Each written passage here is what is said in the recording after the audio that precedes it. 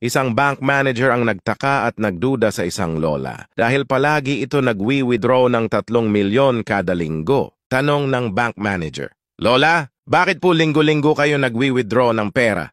Ano ho bang trabaho nyo?" Sumagot yung lola, "Wala ho, napalanunan ko lang ito sa pustahan." Di naniniwala ang bank manager. "Ano ho bang pustahan yan? Parang di naman po kapani-paniwala." Sumagot ulit yung lola, "Sige, magpustahan tayo. 50K. Ang pusta ko ay square yang hugis ng itlog mo. Babalik ako bukas at magdadala ako ng kasama," sabi ng bank manager. "Sige, deal. Alam ko naman hindi square itlog ko eh." "Malalaman natin bukas," sagot ng matanda. Kinabukasan bumalik ang lola at may dalang kasama. Hinubad na ng bank manager ang kanyang pantalon. At hindi hugis square ang itlog nito kaya binigyan ng lola ng 50K ang manager. Sabi ng bank manager, "Paano ho kayo nagkakapera dun talo naman kayo?"